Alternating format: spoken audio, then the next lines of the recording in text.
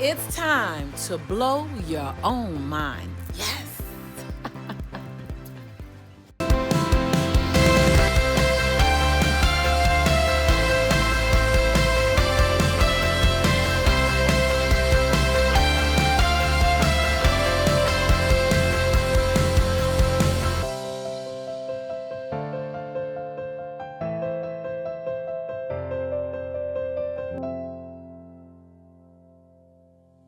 Hi there, and welcome back to the Lisa Nichols Show, where I share the tools with you that we both need to live the life that we love, live the life that really leaves an imprint, and more than anything, a life that inspires others to be and do their best because they're watching us.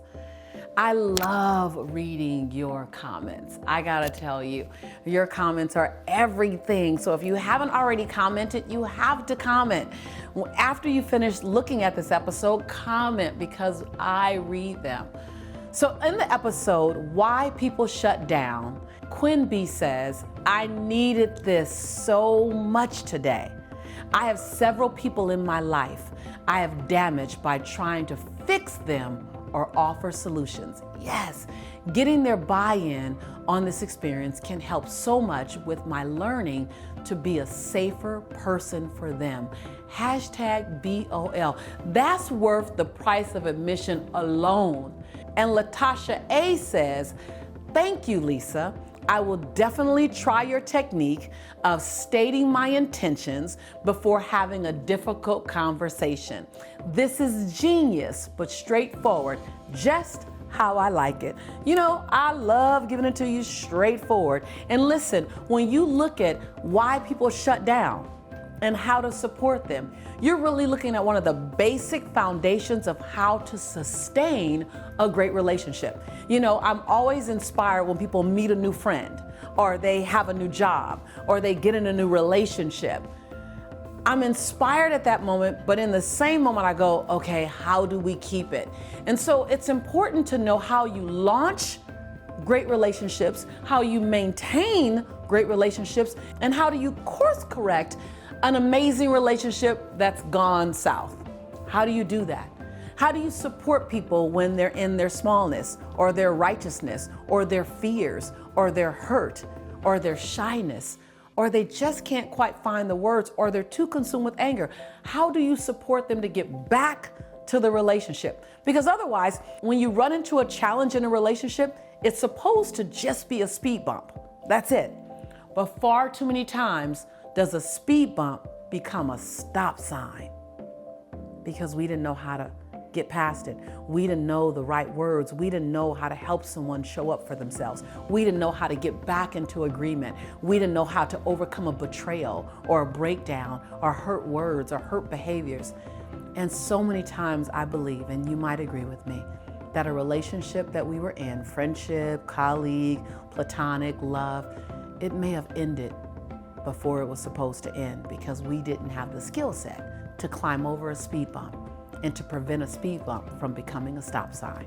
So thank you so much for your feedback, Quinn B, and thank you so much for your feedback, Latasha A.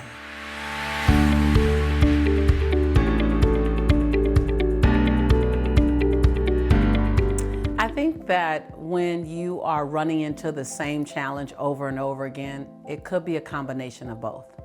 If you find that relationships around you are messy or they're in breakdown, every relationship is a relay. It's like my dad's played tennis for over 40 years and I've attempted to play with him at times. And what I realize is that relationships are like a tennis match. I hit the ball to you, you hit the ball back. And a relationship where you think it's only about one person, that's not tennis, that's racquetball, right? But a relationship is a tennis match. And so if a relationship is working, it's because of the way we both are engaging, if it's truly working. And if it's not working, it's the way we both are engaging. And so there could be passive engagement and there could be active engagement. So when you're not speaking up for what you want, when you're holding and you're living with a bunch of withholds, that's engagement. That's just the way you're engaging. So every relationship has two parts, whether your part is active or your part is passive. Every relationship has engagement. a level of engagement. And that engagement is on different levels. If you find that the relationships around you have toxic outcomes, then I want you to look at where's the breakdown. Is the breakdown in communication? Is the breakdown in how you communicate, the words you're using?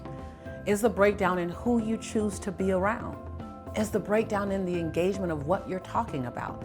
What I've learned is that if you're not talking about things that are high enough and big enough, things that are inspiring enough, you will slip into the smallness every single time.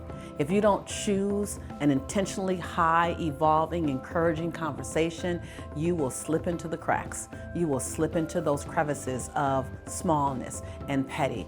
And until you get people trained that you're going to live up here without telling them, I need you to know, it's not an announcement.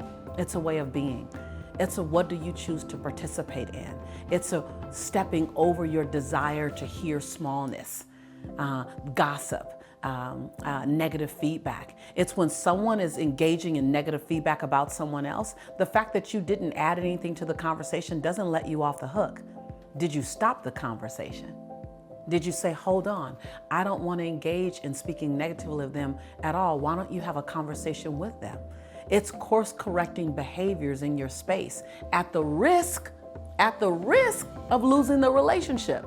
But what you basically do is you say, here's where I play. Here is where I live.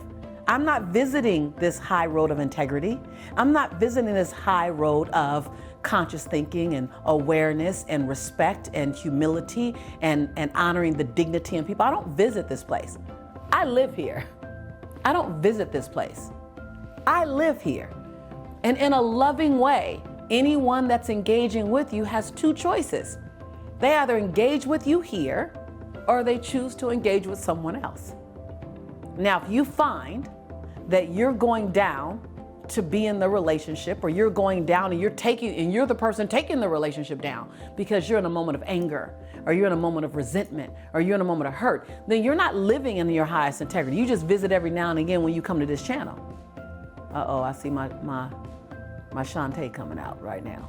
Shantae is my middle name. It's what I do when I start getting real edgy because I really want you to get it. So you need to make a decision on where you choose to reside.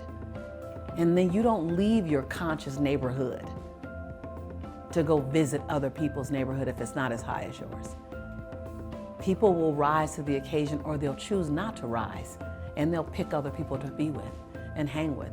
And I know that sounds easier said than done, because some of the people who are playing at a lower level might be in family.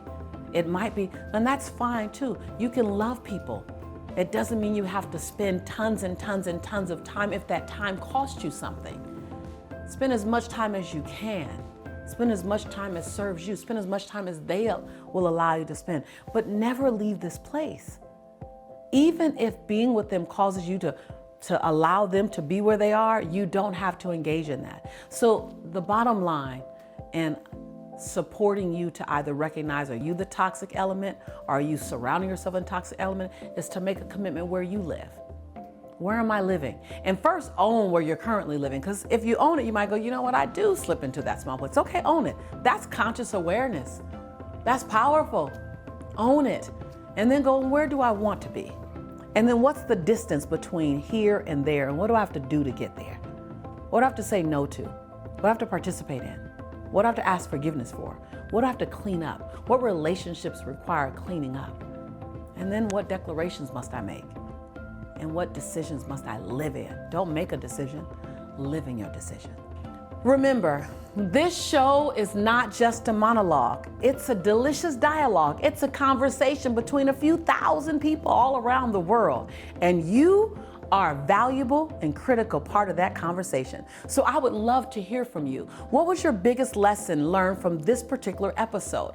Are you around toxic people? Are you sometimes that toxic energy? Do you forfeit conscious, aware self-evolution when you get angry or frustrated or get caught in your righteousness? Have you elevated your game? Have you raised your bar and now you're looking at how people are responding to you? What's going on around this particular episode in your life? I would love to hear from you. So please leave me a comment below, and be sure, if you haven't already done so, to subscribe, because this is just one of many delicious, courageous conversations that we have right here on this channel.